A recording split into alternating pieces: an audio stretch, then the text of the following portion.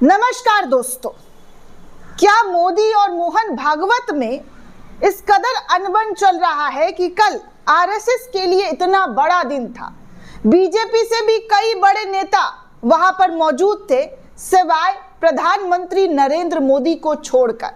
दरअसल दोस्तों, कल राष्ट्रीय स्वयं सेवक यानी कि आरएसएस का मुख्य बिल्डिंग जो दिल्ली के अंदर बनाया गया है करोड़ों रुपए लगाकर, उसका उद्घाटन था। और इस उद्घाटन में पहले तो चीफ गेस्ट के तौर पर लग रहा था प्रधानमंत्री नरेंद्र मोदी से रिबन कटवाया जाएगा, लेकिन बाद में खबर आती है कि इस महल का उद्घाटन खुद राष्ट्रीय स्वयं सेवक के चीफ मोहन भागवत करेंगे।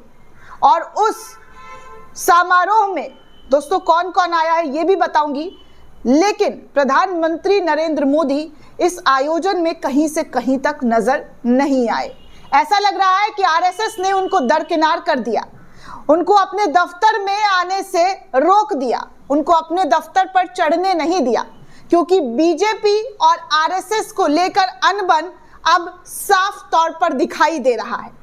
जितना बड़ा भाजपा का दफ्तर, उससे कई आलीशान आरएसएस का दफ्तर दिल्ली में बना दिया गया है। और इस दफ्तर की खूबसूरती के चर्चे तो आप देख ही रहे कहां कहां तक हो रहे हैं।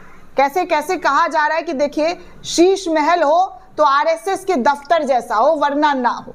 आपको पूरी जानकारी इस वीडियो में दूंगी कि कैसे मोहन भागवत और मोदी की लड़ाई क्या अब सार्वजनिक हो गई है, क्योंकि कल जो देखने को मिला, जो सुनने को मिला, उसमें कहीं से कहीं तक देश के महान नेता प्रधानमंत्री नरेंद्र मोदी का कहीं से कहीं जिक्र ही नहीं दोस्तों। उनके बारे में कोई चर्चा नहीं, कोई बातचीत नहीं।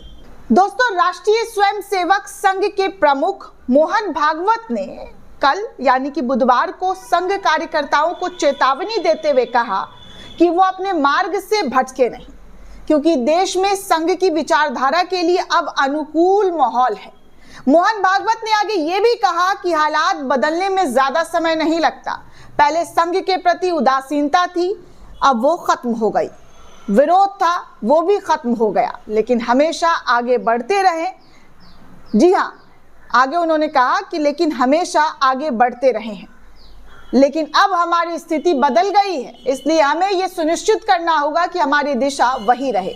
उदासीनता और विरोध हमें सतर्क रखते हैं। अब चारों ओर अनुकूल माहौल है, इसलिए हमें खुद प्रयास करने होंगे कि हम सतर्क रहें। भागवत ने ये बात दिल्ली के झंडेवालान में संघ के नए मुख्यालय केशव कुंज में संघ कार्यकर्ताओं और नेताओं को संबोधित करते हुए कहा।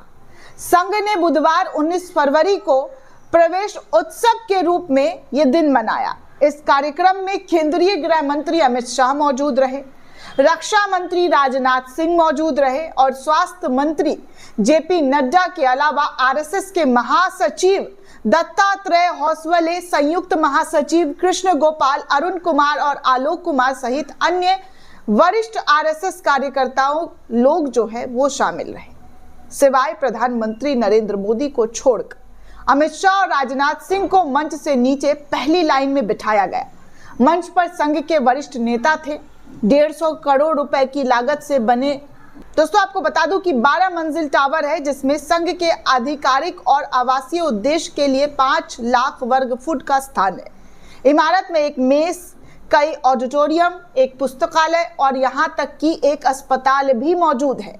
भागवत ने कहा कि देश में संघ का काम गति पकड़ रहा है और विस्तार हो रहा है। अब हमें संघ का काम इस नई इमारत की महानता के अनुरूप बनाना होगा। हमारा काम ऐसे ही दिखना चाहिए। भागवत ने यहाँ ये भी कहा, जी हाँ, विश्व गुरु का राग छेड़ा। संघ प्रमुख ने कहा कि हमारा पूरा विश्वास है कि ये काम पूरी दुनिया तक पहुंचेगा और भारत को विश्व गुरु बनाएगा। हमें विश्वास है कि हम इसे होता हुआ देखेंगे, लेकिन संघ के स्वयंसेवकों को इसके लिए प्रयास करने होंगे। हमें इस कार्य का लगातार विस्तार करना होगा। यहाँ आपको ये भी बता दें कि पीएम मोदी भी विश्व गुरु की बातें करते रहते हैं और विपक्ष अक्सर उन्हें विश्व गुरु तंज के रूप में कहता है। जी हाँ, और तो और सोशल मीडिया पर विश्वगुरु के मीम भी बनाए जाते हैं। आरएसएस के अनुसार इस कार्यक्रम में केशव स्मारक समिति के अध्यक्ष आलोक कुमार ने केशव कुंज के पुनर्निर्माण के विभिन्न चरणों के बारे में विस्तृत जानकारी दी। पिछले 8 सालों से आरएसएस झंडेवालान में उदासीन आश्रम के किराए पर जो है मकान लेकर काम कर रहा था। आरएसएस के पदाधिकारी सितंबर 2024 से धीरे धीरे नई इमारत में स्थानांतरित होने लगे और अब उदासीन आश्रम को पूरी तरीके से खाली कर दिया गया। हालांकि नए मुख्यालय के कुछ हिस्से में अभी भी सजाने संवारने का काम चल रहा है। इन तमाम चीज़ों को लेकर जो तस्वीरें सामने आई उसमें एक तस्वीर तो ये दिखाई दिया कि बीजेपी के तमाम बड़े नेता मौजूद रहे सिवाय प्रधानमंत्री नरेंद्र मोदी को छोड़कर। इस न्योते में आरएसएस ने लगता है प्रधानमंत्री नरेंद्र मोदी को कहीं से कहीं तक जगह नहीं दिया है। दोस्तों, इस पूरे रिपोर्ट को लेकर आप क्या सोचते हैं, आपकी क्या राय है, हमें कमेंट करके ज़रूर बताइएगा। साथ ही साथ चैनल को ज़्यादा से ज़्यादा लाइक, शेयर और सब्सक्राइब करना बिल्कुल भी ना भूलें। धन्यवाद दोस्तों।